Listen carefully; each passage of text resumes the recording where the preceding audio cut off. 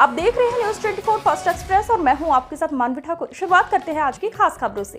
तीसरी प्रखंड के हाट में भारतीय जनता पार्टी की ओर से नुक्कड़ सभा का आयोजन किया गया, जिसकी अध्यक्षता सांसद प्रतिनिधि मनोज यादव ने की और मंच संचालक पूर्व 20 सूत्री अध्यक्ष उपेंद्र साव ने किया। सांसद प्रतिनिधि मनोज यादव ने कहा कि माननीय प्रधानमंत्री नरेंद्र मोदी, जिसके पिता गुजरात में रेलवे प्लेटफॉर्म में चाय बेचने का काम करते थे और नरेंद्र भाई मोदी भी पिता से साथ चाय बेचने का काम किया करते थे, वो जानते हैं कि गरीबी क्या होती है। मौके पर उपेंद्र साव, रामचंद्र यादव, दिनेश विश्वकर्मा, नरेश यादव, हरीश प्रसाद सहने भी सभा को संबोधन कर 10 साल के कार्यकाल में क्या काम हुआ बताया। इतनी जन कल्याणकारी जनहित में योजनाओं को लागू किया गया जो अनगिनत है,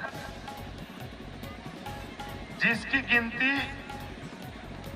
मैं नहीं कर सकता हूं। आप गूगल खोल करके आप चेक कीजिए, देखिए भारत सरकार के द्वारा कितनी महत्वपूर्ण योजनाओं को धरातल पर जो है उतारा गया है। आज 10 वर्षों के ये मोदी जी की देन है, भारतीय जनता पार्टी सरकार की देन है। 10 वर्षों के शासनकाल में मोदी जी के कालखंड में 32 किलोमीटर प्रत्येक दिन राष्ट्रीय उच्च मार्ग का निर्माण हुआ और आप समझ सकते हैं कि 32 किलोमीटर प्रत्येक दिन तो 10 वर्षों में उसका आप गुना कर दीजिए, कितना हजार किलोमीटर हाईवे का निर्माण हुआ। ये भारत सरकार की उपलब्धि है। पूरे भारत में मात्र 49 हवाई अड्डा और हवाई पट्टी था, लेकिन मोदी जी ने बोले 49 से अब काम नहीं चलेगा।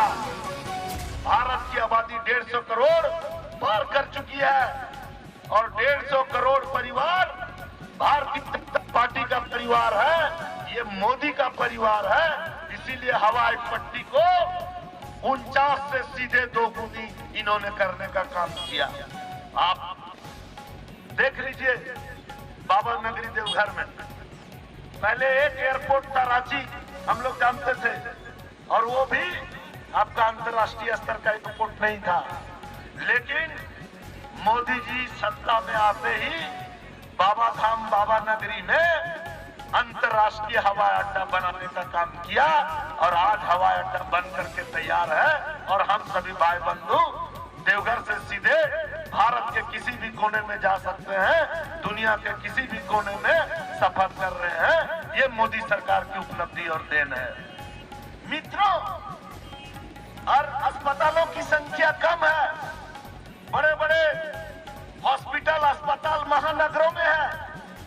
लोगों को इलाज करने के लिए, कराने के लिए रांची, कोलकाता, पटना, मुंबई, दिल्ली, चेन्नई, बड़े बड़े शहरों की ओर जाना पड़ता था, क्योंकि बड़े अस्पताल इधर थे नहीं और लोगों की मृत्यु हो जाती थी।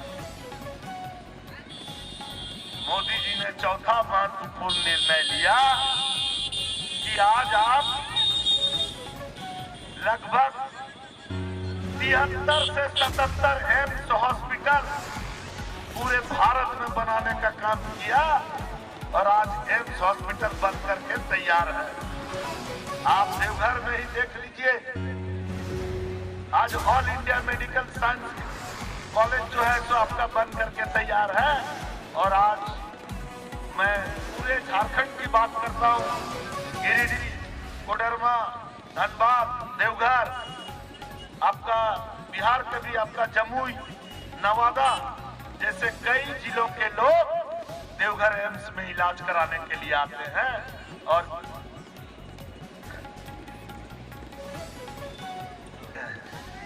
मित्रों, उसी तरह से आप रेलवे लाइनों का जो है पूरे भारत में जाल बिछा दिया गया है। जम्मू कश्मीर से लेके कन्याकुमारी तक रेलवे लाइनों का जाल बिछा दिया गया और एक से एक ट्रेन सुविधाएं आम जनता को समर्पित कर दी गई, ताकि आवागमन में किसी भी प्रकार की कोई कठिनाई नहीं हो। जनता को उन्हें सारी सुविधाएं, आधुनिक सुविधाएं रेलवे में मुहैया कराया गया। क्या आज पूरे भारत में 40 करोड़ परिवारों को पीएम आवास योजना दिया गया। ये भारतीय जनता पार्टी और नरेंद्र मोदी सरकार की उपलब्धि है और ये मोदी सरकार की देन है। मित्रों, गरीबी की हालात को देखते हुए गरीब कितने कष्ट में रहते हैं, किस तरह से वो परिवार का भरण पोषण करते हैं, वो चाय बेचने वाला का बेटा नरेंद्र मोदी भली भांति जानते हैं, क्योंकि उन्होंने अहमदाबाद के रेलवे स्टेशन में पिताजी के साथ में सहयोग किया था और उनके पिता किस तरह से चाय का स्टॉल लगा करके और वो चाय बेचते थे, ये दिन उन्होंने रात दिन करके देखे हैं। इसीलिए उन्होंने दूसरा जो महत्वपूर्ण निर्णय लिया वो निर्णय ये था मित्रों कि मोदी के रहते हुए एक भी गरीब भाई भूखे नहीं रहेंगे, भूखे नहीं सोएंगे। उन्होंने